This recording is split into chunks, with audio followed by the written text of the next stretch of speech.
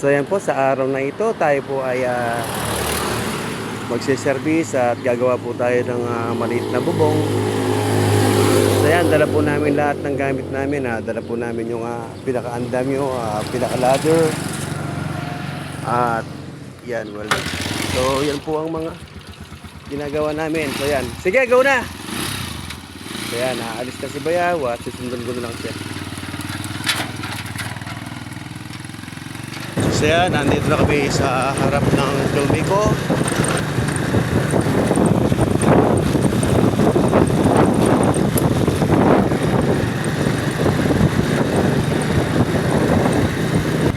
So yan, nandito na po tayo sa kanto at papasok na po tayo.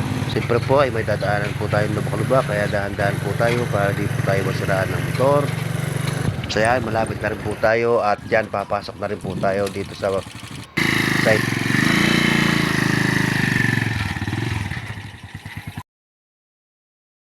So yan, nandito na po tayo sa site. So yan, nagsimula na po tayong magtrabaho para matapos po tayong agad. So yan, kung natatandaan po ninyo, ito po yung ginawa natin noong nakaraang taon. Ayan po, lahat po ng nakikita nyo dito ay gawa po natin na pati po yung mga stainless na bakal po niya dito sa, pati po yung mga stainless niya sa mga gate po niya. Ayan.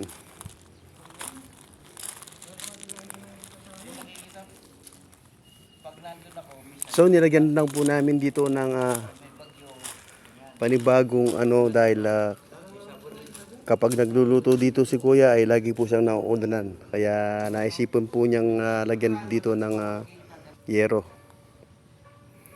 Para hindi na po sila nababasa kapag sakaling nagluluto or naghuhugas ng plato or nag-iihaw-ihaw.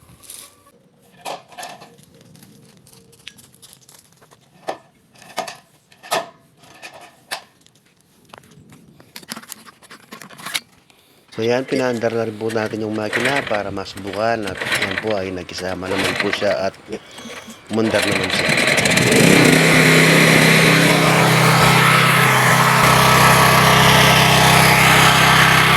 So yan, nagkisama na po yung natin na napaandar naman po natin siya. Lik, kape muna tayo, Lik! Kaya rin kape, Jeff, set minute ng welding niya, saksak mekin niya. Yan, muli po kasama natin si Bayaw. Ang Bayaw kong masipag, hindi po siya nag-aral, basta po yung chalk. Pati ka nag-aral? Basa yung blackboard. Yan po, may bago pong style ngayon. Hindi po yung chalk ang basa, blackboard na.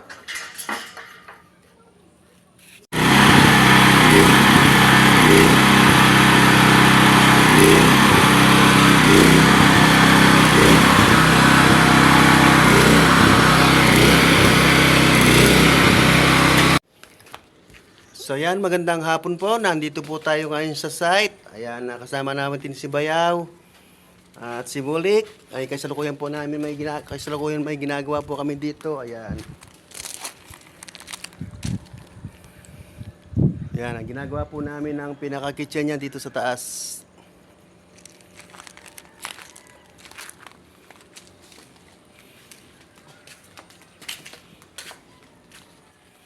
Yan, miranda po tayo.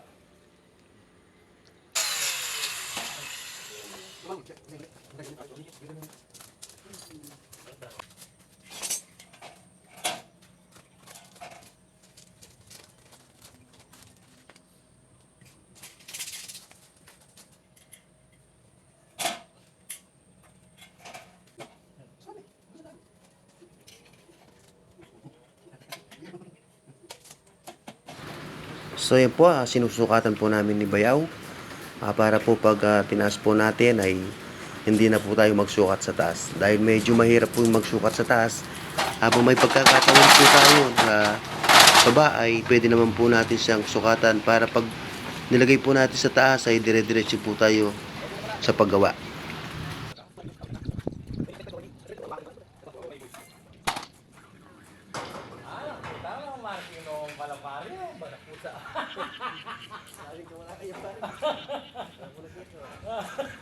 Oh, tangay jak, malami ganna. Huwag yan kabanda kayo niya, gulis sa mga niya. Kaya kabanda, kari kabanda. Paindar niya kayo niya. Pa. Kaya mo Papa.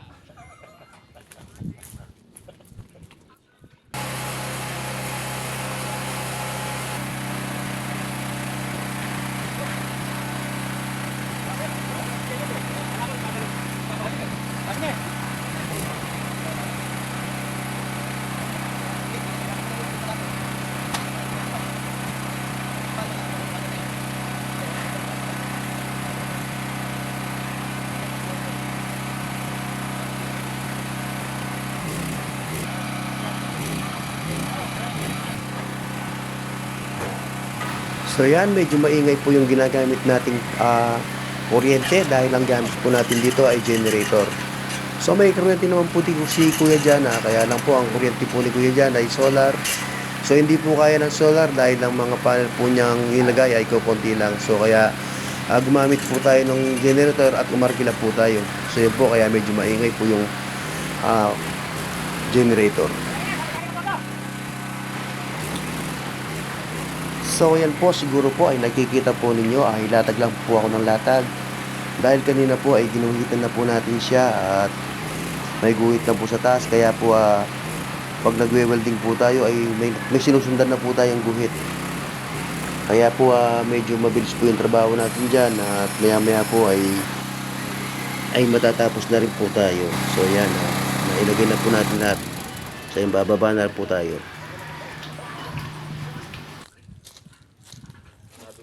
So yan, nabuo na po natin siya.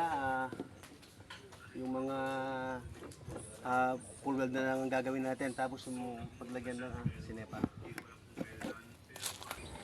So yan po, sa wakas ay natapos na po namin yung truss niya. Pinipintura na lang po at bukas po ay lalagyan na po namin ng yero. So yan, para po magamit na ni Kuya. So lalagyan pa rin po namin siya ng insulation para po medyo hindi po siya mainit. So yun po, salamat po sa palaging nagla-like sa akin at salamat din po sa mga nag-share ng video natin.